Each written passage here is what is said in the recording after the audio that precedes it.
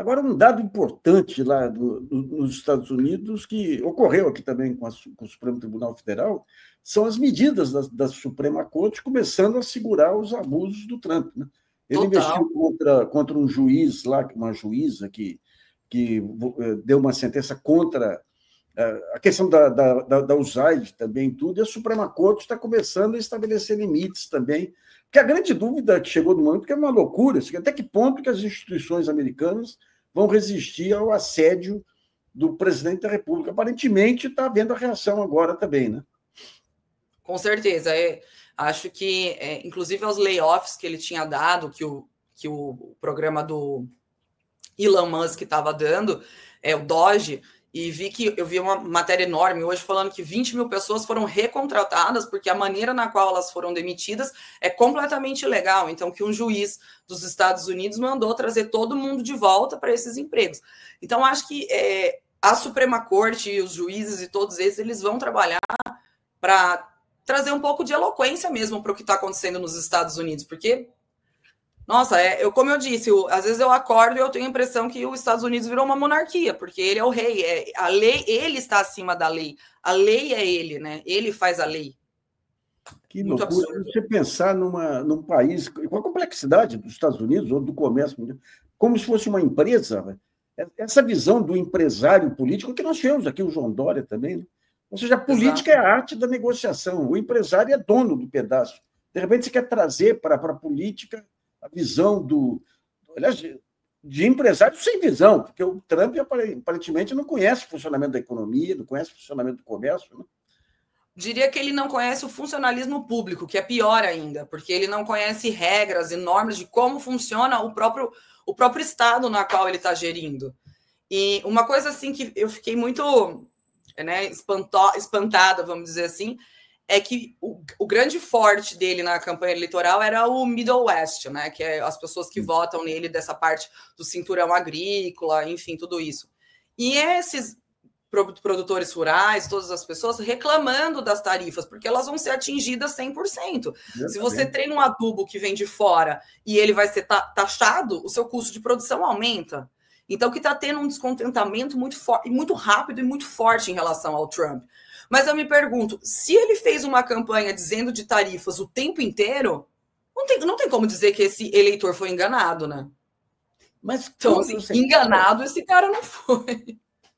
Não, você pega o pessoal os latinos que votaram nele, os negros que votaram nele. Ou seja, você tem um desconforto em relação ao Estado que, com as redes sociais, você leva a manada para onde quiser. Né? Exato, eu acho que os Estados Unidos viveu essa onda da extrema-direita. Talvez se diria que essa inflação persistente que veio do Biden trouxe um pouco esse descontentamento desses eleitores que foram para o Trump, porque o Biden e a Kamala Harris perderam votos que eles tinham, de fato, né? Que votaram nele na outra eleição e que perderam agora e perderam forte. Um pouco de descontentamento com primeiro com essa inflação e eu acredito muito que nesse posicionamento da guerra, tanto da guerra da Ucrânia quanto esse dinheiro enviado para Israel. Só que quando o Trump veio com essa esperança de que a guerra fosse cessar, a gente viu que não é isso que está acontecendo, porque de uma forma ou de outra ele também está endossando a guerra, tanto de Israel quanto da Ucrânia, porque esses acordos que ele diz que está fazendo, que liga para o Putin e que não sei o quê, e que fala com o Zelensky, aquela humilhação pública do Zelensky na Casa Branca. Então, assim, será que ele, de fato, ele quer resolver a guerra ou ele quer, de fato, que a Ucrânia saia do pedaço, a Rússia invada, de fato, a Ucrânia e os Estados Unidos negociem esses minerais preciosos, tantos que tem ali, essas terras preciosas? Fica um pouco essa dúvida. Eu acho que todo esse público que votou nele, esses eleitores que votaram nele esperando uma redução da guerra ou uma redução dos preços e vem essa tarifa que é uma política inflacionária, não tem jeito, ela é inflação na veia, ela pode ser temporária ou não, mas no curto prazo que afeta o bolso do americano, ele vai sentir, sem dúvida alguma. Claro. Eu acho que existe uma decepção, mas eu não entendo direito essa decepção de fato, porque para mim já era tão esperado isso. Acho que a gente que acompanha mais e está no dia a dia está vendo aquilo que ele vai fazer, né? Você sai um pouco da promessa de campanha para analisar o sujeito, quem é de fato esse candidato. essa desestruturação da informação é um caos. Né? Você falando desse eleitor dele,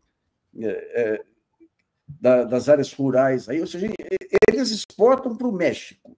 Se o sujeito joga uma tarifa no México, a retaliação pega diretamente esse pessoal. Eles dependem do trabalhador mexicano. Daí ele. Então,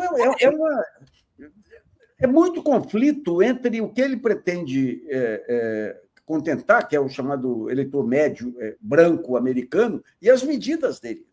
Eu acho que ele não tem noção da dosagem, né? Não, eu acho que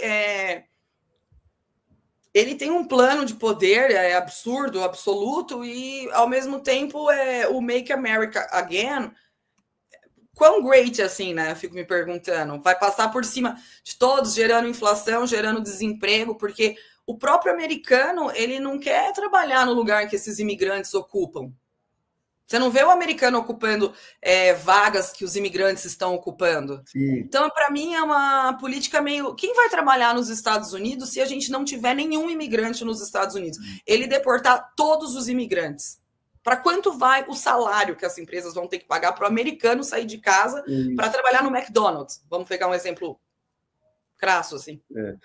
Um outro ponto aí relevante, eu até escrevi um artigo aqui umas semanas atrás, essa investida dele contra o sistema de ciência e tecnologia nos Estados Unidos, isso é inacreditável. E abri, eu falei, puxa, se o Brasil pensasse grande, você estaria com o Ministério da Educação, de Ciência e Tecnologia, juntando para trazer cientista para cá, oferecer lugares aí para aqueles mais relevantes. A França começou já a fazer isso. Quer dizer, até isso, inacreditável, o maior país do mundo exportando cientistas. Isso aí só aconteceu com a União Soviética quando acabou a União Soviética, não é uma loucura.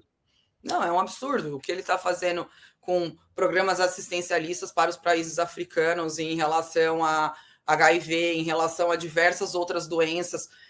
Você viu que teve uma crise de sarampo nos Estados Unidos porque as pessoas não se vacinam. Então, você teve o Covid, que teve essa manada em relação à vacina, mas os Estados Unidos vive um movimento anti-vax enorme, contra a ciência. As pessoas estão tendo sarampo porque elas não se vacinam. Você pega esse Roberto Kennedy Jr., estava vendo uma nota agora do New York Times, tem uma doença de galinhas lá, ele falou, não tem que vacinar, não fazer nada, não, nós precisamos deixar tudo solto para ver quais galinhas que resistem, e daí pesquisar por que elas resistem. Ou seja, é como se colocasse o Pazuello aí no Ministério da Saúde lá dos Estados Unidos.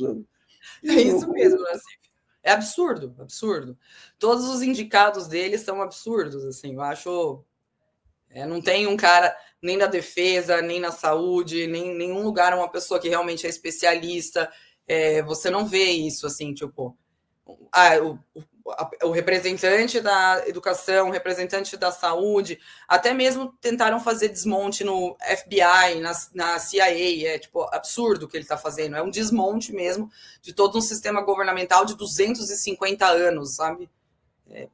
As relações diplomáticas externas que os Estados Unidos têm estão vindo por água abaixo por conta dele, não tem outro nome, né? Por conta da equipe dele. E eu achei muito engraçado uma matéria hoje falando sobre que para terminar a guerra do Vietnã e tudo mais, todas aquelas outras guerras que tiveram, Síria, enfim, você passa por anos, por momentos e momentos que demoram anos para chegar numa conclusão para o cessar-fogo. Como esse cessar-fogo é feito, demora muitos anos, são muitas negociações. E o Trump hoje disse que pronto, está feito. Ele falou com o Putin e está tudo resolvido. Em uma única ligação. É claro que isso é mentira, isso é falso, não existe isso. Até que o Putin foi, de fato, atacar a Ucrânia depois disso, Israel tá atacando Gaza após ele dizer que vai ter um cessar-fogo. Então fica muito claro que essa maneira na qual ele está levando as relações externas, a diplomacia americana, por água abaixo, né? Isso era uma coisa muito forte nos Estados Unidos.